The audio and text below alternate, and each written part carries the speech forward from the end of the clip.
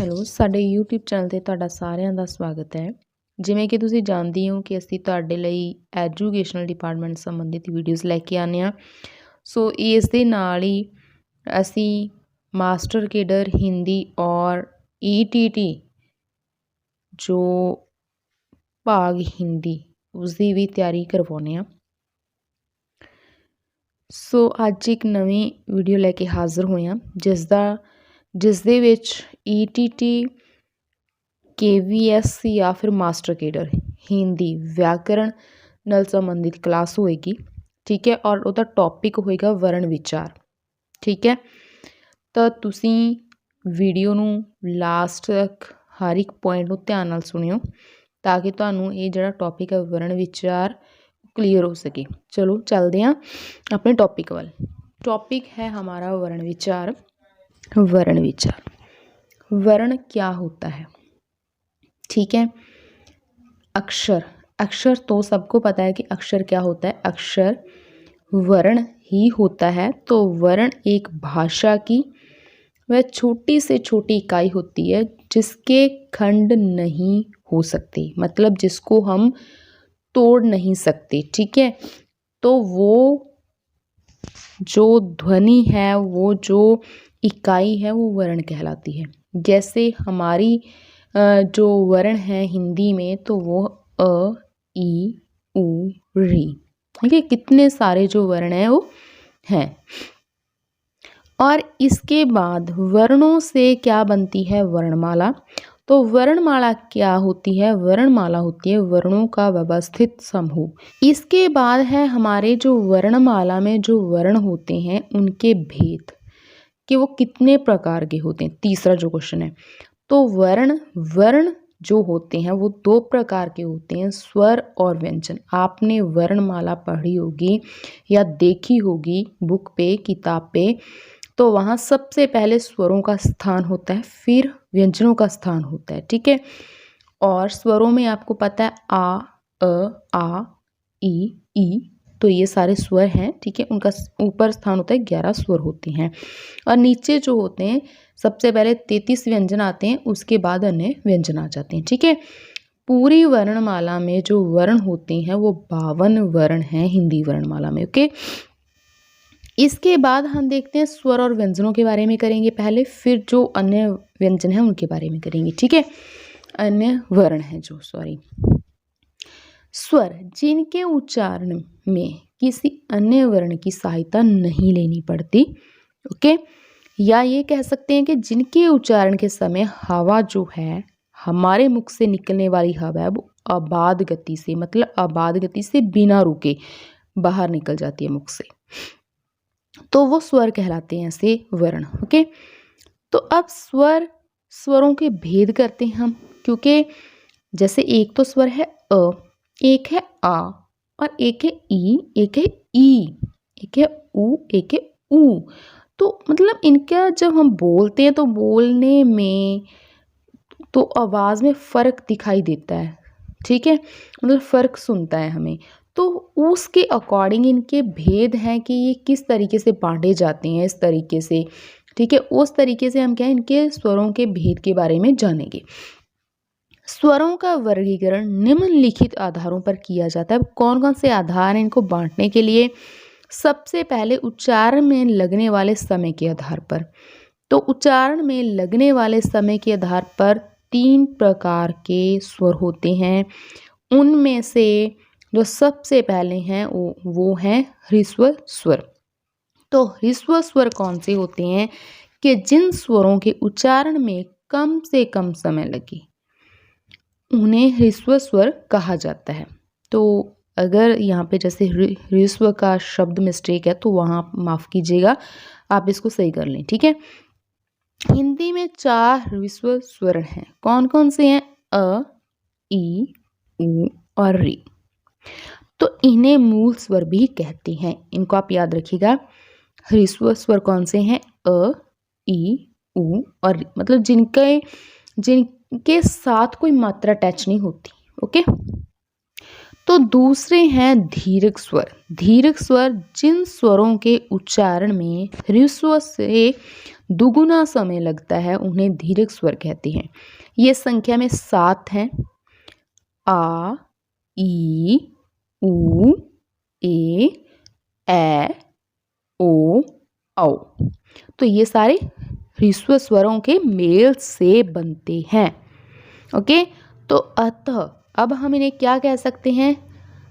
संधि स्वर भी कह सकते हैं, ठीक है, और संध्याक्षर भी कह सकते हैं। संध्याक्षर मतलब संधि से बनने वाले अक्षर। ओके, तो इसका तीसरा प्रकार है प्लुत स्वर। तो प्लुत स्वर कौन से होते हैं? ह्रस्व या दीर्घ कोई भी स्वर प्लुत हो सकता है। सबसे पहले तो ये पॉइंट नोट कीजिएगा। जब ह्रस्व और दीर्घ स्वर किसी को पुकारते समय या कोई विशेष भाव प्रकट करते समय हम सामान्य उच्चारण से ज्यादा समय लेते हैं, ठीक है, तो वो प्लुत स्वर कहलाते हैं। अब यहाँ पे जो आपको मिस्टेक मिलती है, तो ये आपको पीडीएफ में मिस्टेक नहीं मिलेगी, इसको मैं राइट कर दूंगी। Okay, spelling mistake.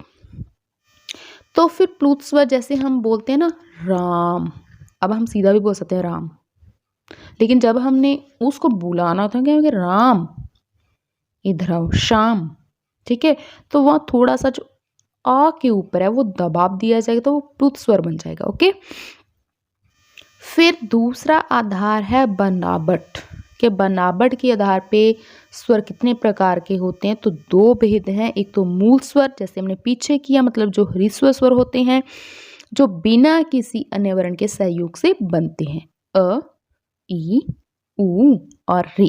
ओके, फिर संधि स्वर। संधि स्वर होते हैं जो वर्ण अन्य वर्णों के सहयोग से बनते हैं। जैसे यहाँ पे देखिए, आप डॉक्यूमेंट पे देख सकते हो, हमारे स्क्रीन पे देखिएगा, अ प्लस अ तो क्या बन जाएगा? आ। ई प्लस ई क्या बन जाएगा? ई। उ प्लस उ, उ। और अ के साथ अगर ए का मेल करें, संधि करें, तो ए बन जाएगा।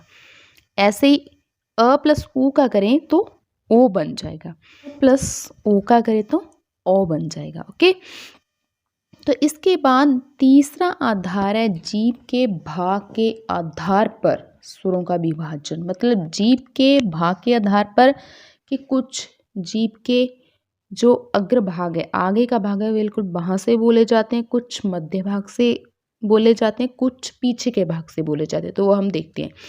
अग्र स्वर, तो अग्र स्वर कौन से होते हैं? जिन स्वरों के उच्चारण में जीभ का अग्र भाग काम करता है, मतलब आगे का जो बिल्कुल आगे का भाग है जीभ का, वो काम करेगा। ठीक है, तो जैसे ई, ई, ए, ओके, तो आप इनका उच्चारण करके खुद देख सकते हो, तो आपको प्रैक्टिकली पता चल जाएगा। फिर है मध्य स्वर। तो जिस स्वर का उच्चारण जीभ के मध्य भाग से होता है उसे मध्य स्वर बोलते हैं। जैसे अ, आ, तो वहां पे जीभ की जो आगे की जो आपका टच है वो बिल्कुल काम नहीं करेगा, बीच का भाग ऊपर को उठेगा। तीसरा है पशच स्वर। तो पशच स्वर कौन से होते हैं? पशच स्वर कौन से होते हैं? जिन स्वरों के उच्चारण में जीभ का पिछला भाग काम करता है वे पशच स्वर कहलाते हैं। जैसे अ, औ, उ, औ, औ। तो अगला जो आधार है स्वरों को बांटने का वो है ओष्ठों, मतलब होठों की स्थिति के आधार पर। तो ये दो प्रकार माने जाते हैं इस आधार पे स्वरों के, एक वृत्तमुखी, दूसरा अवृत्तमुखी। ओके, तो वृत्तमुखी जिन स्वरों का उच्चारण करते समय होंठ वृत्तमुखी मतलब गोलाकार हो जाते हैं वे वृत्तमुखी स्वर कहलाते हैं। आप खुद बोल के देख सकते हो स्वरों को। जैसे इंग्लिश का हम उच्चारण करते हैं ना, इंग्लिश का अगर कोई वर्ण है हम हिंदी में लिखते हैं तो उसका इंग्लिश जैसा ओ जैसा उच्चारण हो रहा है तो बोलते हैं ओ, उ, औ, औ। तो ये सारे वृत्तमुखी हैं क्योंकि इसमें जीवा का जो हमारे होंठों का आकार है वो थोड़ा गोल सा हो जाता है। फिर अवृत्तमुखी जिन स्वरों के उच्चारण में होठों की स्थिति गोलाकार नहीं होती, उन्हें जिन स्वरों के उच्चारण में ओष्ठों की स्थिति मतलब होठों की स्थिति गोलाकार नहीं होती वो अवृत्तमुखी स्वर कहलाते हैं। जैसे अ, आ, ई, ए। ओके, तो इसके बाद आता है व्यंजन। ये तो था हमने ऊपर जो किया स्वरों के जो बांटने का अलग अलग आधार क्या क्या है उसके बारे में, उनके भेद किए उनके आधार पर। तब करेंगे व्यंजनों के बारे में। तो जो व्यंजन है, व्यंजनों के स्पष्ट उच्चारण के लिए स्वरों की सहायता लेनी पड़ती है। मतलब अगर पूछे कि व्यंजन वर्ण कौन से होते हैं, जिन वर्णों के उच्चारण में हम स्वरों की सहायता लेते हैं, वो जो वर्ण होते हैं वो व्यंजन कहलाते हैं। ओके, तो व्यंजन मुख्यतः 3 भेद हैं व्यंजनों के। कौन कौन से? स्पर्श, अंशत तथा ऊष्म। तो स्पर्श व्यंजन कौन से होते हैं? जिन वर्णों के उच्चारण के समय श्वास वायु उच्चारण स्थान विशेष होंठ, दांत, जीवा को स्पर्श करती हुई मुख से बाहर निकलती है। इनको शॉर्टली बताती हूँ कि जिन वर्णों के उच्चारण के समय हमारी जीवा हमारे मुख के किसी न किसी भाग को स्पर्श करती है, तो वो सारे जो वर्ण होते हैं जिनका उच्चारण स्पर्श करने के साथ होता है, तो वो स्पर्श व्यंजन कहलाते हैं। तो इसमें आप देखिएगा कि हर जो हमारे हैं 25 व्यंजन ऐसे हैं जो स्पर्श व्यंजन कहलाते हैं। जैसे क वर्ग है, च वर्ग है, त वर्ग है, ट वर्ग है, ठीक है, और प वर्ग है। मतलब ये सारे वर्ग हैं जो वो 5 वर्ग मैंने आपको गिनाए, क, च, ट, त, प। ये 5 वर्ग हैं। पांचों वर्गों में 5 वर्ण हैं, मतलब 25 वर्ण हो गए। तो वो जो है स्पर्श व्यंजन कहलाते हैं। अब इन जैसे मैंने क वर्ग कहा, तो ये क वर्ग उसका उस वर्ग के पहले अक्षर के नाम पे रखा गया है, ठीक है। तो जैसे क, ख, ग, अंगा। तो ये क तथा ये जो 25 हैं, 25 वर्ण हैं, तो 25 वर्ण वो क्या कहलाते हैं? हमारे स्पर्श व्यंजन। ओके, आगे है अंतसथ। अंतसथ व्यंजन कौन से होते हैं? अंत का अर्थ होता है कि बीच में, अंदर। स्थ का अर्थ होता है स्थित होना, कि जो जिनका उच्चारण बीच में से होता है, मतलब जो ना तो स्पर्श होता है उनके उच्चारण में, और ना ही कोई ऐसे है कि कोई हमारा कोई हवा है वो रगड़ खाकर उच्चारण के समय बाहर निकलती है मुख से, ठीक है।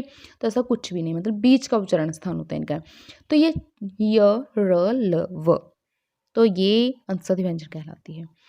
तीसरे ऊष्म व्यंजन। ऊष्म व्यंजन कौन से होते हैं? जिन वर्णों के उच्चारण के समय मुख से ऊष्मा बाहर निकले और हल्की सीटी जैसी आवाज है, मतलब ऊष्मा गर्म हवा बाहर निकले, वो भी रगड़ खाकर बाहर निकलती है और फिर सीटी जैसी आवाज आती है मुख से। ओके, तो उन्हें ऊष्म व्यंजन कहते हैं। तो इनकी संख्या कितनी है? 4, श, श, स, ह। ओके, तो इसके बाद है व्यंजनों के आगे जो और आधारों पे, जैसे हमने स्वर हैं, स्वरों के 4 आधारों पे भेद किए हैं, तो ऐसे ही व्यंजनों के हम अलग अलग आधार लेकर उनके भेदों के बारे में करेंगे। तो अब अगला आधार है हमारा हिंदी व्यंजनों को प्रयत्न की दृष्टि से निम्नलिखित 8 भागों में विभाजित किया जाता है। प्रयत्न मतलब हमारा जब उच्चारण करते हैं तो हमें कितना जोर लगता है, किस तरीके से, किस प्रयत्न से, कोशिश से हम उनका उच्चारण करते हैं, तो उस तरीके से जो व्यंजन है उसके भेद किए गए हैं। सबसे पहला स्पर्शी व्यंजन।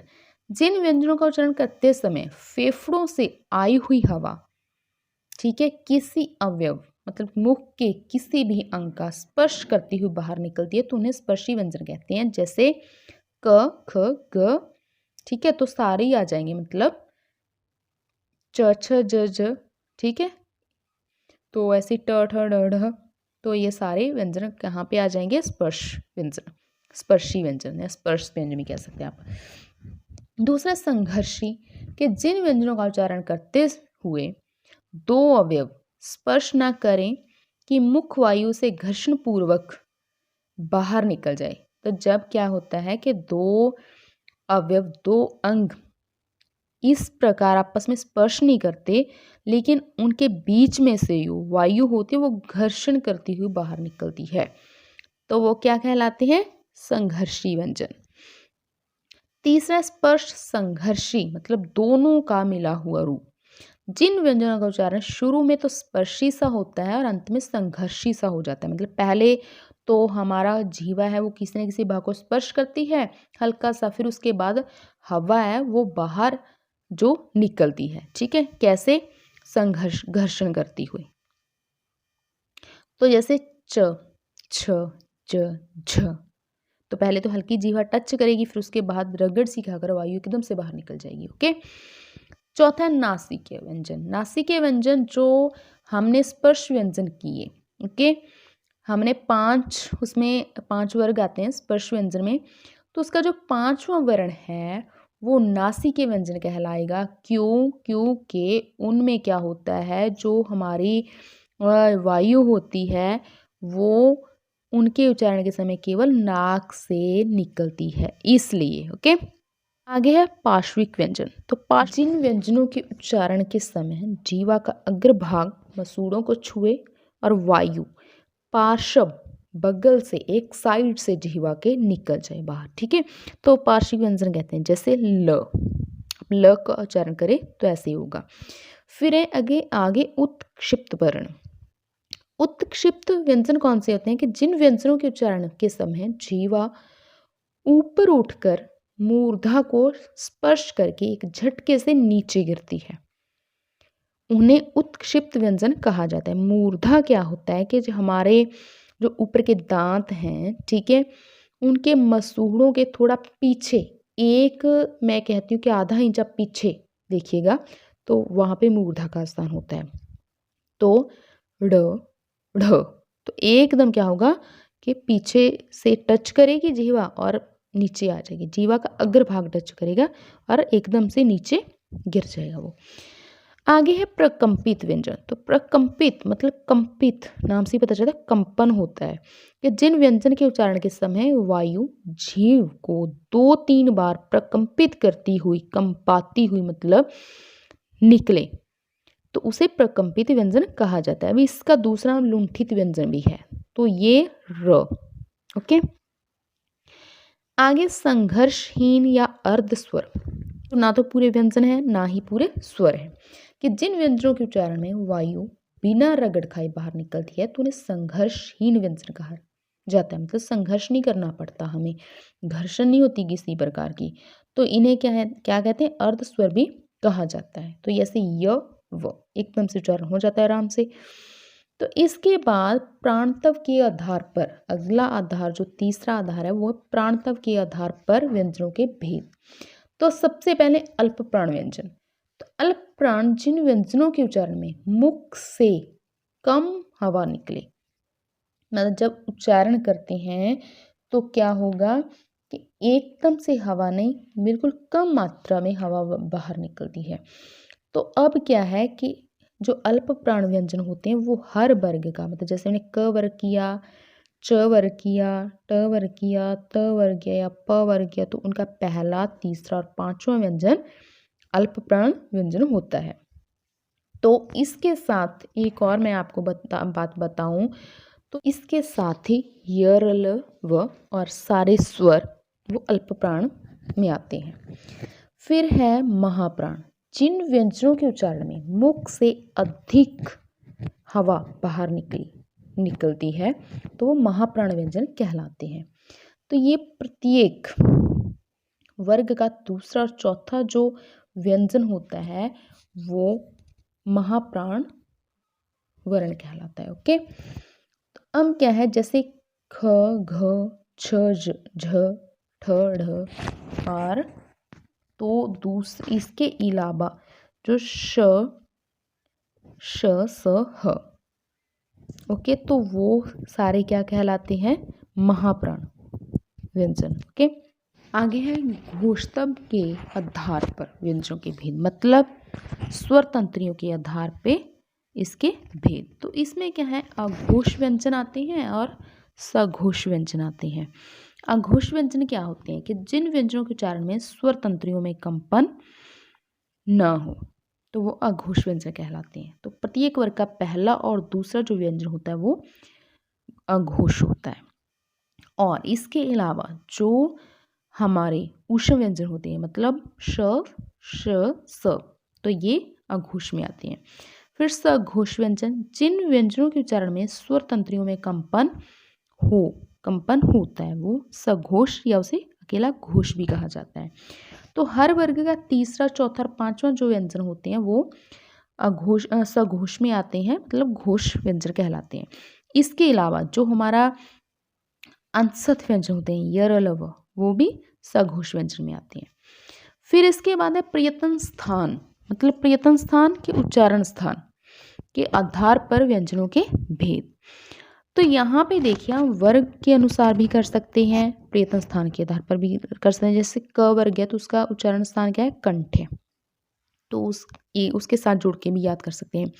तो इन व्यंजन ध्वनियों के उच्चारण में जीवा के पिछले भाग से कोमल तालु का स्पर्श होता है, वो कंठे ध्वनि होते हैं, मतलब जिनका उच्चारण कोमल तालु को टच करके होता है, तो वो क्या कंठे व्यंजन कहलाते हैं। तो क, ख, ग, हम आराम से, हमारी जीवा का पिछला भाग है वो क्या करेगा, वो टच करेगा हल्के से तालु को, तो ये क वर्ग आता है इसमें, कंठे में। फिर तालव्य, जिन व्यंजनों के उच्चारण में जीवा का अग्रभाग, मतलब जो कठोर सा भाग होता है, वो तालु को स्पर्श करता है, ओके, मतलब मूर्धा को स्पर्श करता है, जैसे तालव्य व्यंजन कहलाता है वो। तो वो जैसे च वर्ग है, च वर्ग तो है ही, उसके साथ य, श, तो चू यश, आप ट्रिक बना लीजिएगा, चू यश। तो मूर्धन्य व्यंजन, तो मूर्धन्य व्यंजन कठोर तालु के मध्य का जो भाग है वो मूर्धा कहलाता है, मतलब हमारा जो एक नरम कोमल सा तालु होता है, एक कठोर तालु होता है, उनका जो बीच का भाग है वो मूर्धन्य कहलाता है। तो जब जीवा की उल्टी हुई नोक का निचला भाग मूर्धा से स्पर्श करता है, तो ऐसी स्थिति में जो ध्वनि उत्पन्न होती है वो क्या कहलाती है, मूर्धन्य व्यंजन कहलाती है। जैसे ट, ठ, ढ, ढ, एकदम से जीवा उल्टी होके टच करके नीचे आ जाती है, ओके, तो मूर्धन्य व्यंजन कहलाते हैं। ट वर्ग इसमें आ जाता है। और इसके अलावा श, यहाँ पे र को भी गिन लिया जाता है, र, ठीक है, लेकिन र इतना नहीं आता, बट र को गिन लिया जाता है, तो इसके लिए मैं टू रश, आप ट्रिक बना सकते हो, टू रश, ओके, यहाँ पे र भी गिन सकते हो, टू रश ट्रिक बन जाएगी आपके लिए। फिर दंत्य व्यंजन, दंत्य व्यंजन जिन व्यंजनों के उच्चारण में जीवा की नोक ऊपरी दांतों को स्पर्श करती है वो दंत्य व्यंजन कहलाते हैं। जैसे देखो दंत्य व्यंजन में कौन कौन से आते हैं, त, थ, द, ध, ल और स, तू, लस, आप ट्रिक बना सकते हो इसके लिए। इसके बाद ओष्ठ्य व्यंजन, ओष्ठ्य व्यंजन जिन व्यंजनों के उच्चारण में दोनों ओष्ठों द्वारा श्वास का अवरोध होता है, मतलब श्वास को रोका जाता है, तो वो ओष्ठ्य व्यंजन कहलाते हैं। जैसे प, फ, ब, भ, म, तो दोनों उच्चारण जुड़ जाते हैं और जो हवा होती है अंदर ही रुक जाती है, एकदम से फिर बाहर निकलती है, तो वो ओष्ठ्य व्यंजन कहलाते हैं। तो इसके बाद दंतोष्ठ्य व्यंजन, दंतोष्ठ्य व्यंजन जिन व्यंजनों के उच्चारण में नीचे के ओष्ठ दांतों को स्पर्श करते हैं, मतलब ऊपर के दांतों को स्पर्श करते हैं, तो दंतोष्ठ्य व्यंजन कहलाते हैं। जैसे व, ठीक है, व, इस तरीके से। वर्तस्य व्यंजन के जिन व्यंजनों के उच्चारण में जीवा ऊपरी मसूड़ों को स्पर्श करती है, तो वो वर्तस्य व्यंजन कहलाते हैं। जैसे न, र, ल, स, तो नरलस, आप वर्तस्य व्यंजन के लिए ट्रिक बना सकते हो। इसके बाद है स्वर यंत्रमुखी या काकले व्यंजन, जिन व्यंजनों के उच्चारण में अंदर से आती श्वास वायु तीव्र वेग से स्वर यंत्र मुख पर संघर्ष उत्पन्न करती है, तो स्वर यंत्रमुखी कहते हैं, स्वर यंत्रमुखी। तो जैसे ह। इसके बाद आगे है अयोग भा, ये कुछ 11 स्वर और 33 व्यंजनों के अतिरिक्त हिंदी वर्णमाला में 3 अन्य वर्ग भी प्रयुक्त होते हैं, जो ना तो स्वर है ना ही व्यंजन होते हैं, अभी नहीं कहा क्या जाता है अयोग भा। तो ये कौन से, अनुनासिक मतलब चंद्र बिंदु, अनुस्वार मतलब बिंदु, विसर्ग मतलब जो 2 बिंदु लगे होते हैं वर्ण के पीछे। तो अनुनासिक जिन व्यंजनों का उच्चारण मुख और नाक दोनों से होता है, मतलब जब हम उच्चारण करते हैं तो वायु जो होती है वो मुख और नाक दोनों से बाहर निकलती है, तो अनुनासिक व्यंजन कहते हैं उन्हें। जैसे गांधी, चंद्र बिंदु लगता है तो दोनों से आवाज आएगी, नाक से भी मुख से भी। कहाँ, चांद, ओके। अनुस्वार व्यंजन जिन वर्णों को बोलते समय अधिक जोर लगता है, हवा केवल नाक से निकलती है, तो वो स्वर क्या कहलाते हैं, अनुस्वार जैसे कंगन, अंगद आदि।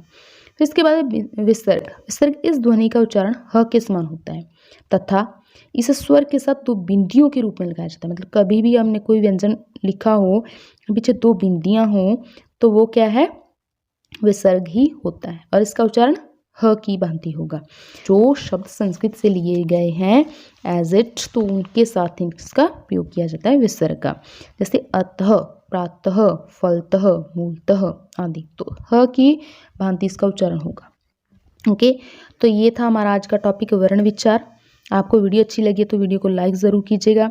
और अगर आप ETT cadre, Punjab master cadre या फिर आप केवीएस एनवीएस की तैयारी कर रहे हैं तो आपके लिए व्याकरण का वर्ण विचार टॉपिक है जो बहुत ही महत्वपूर्ण सिद्ध होगा।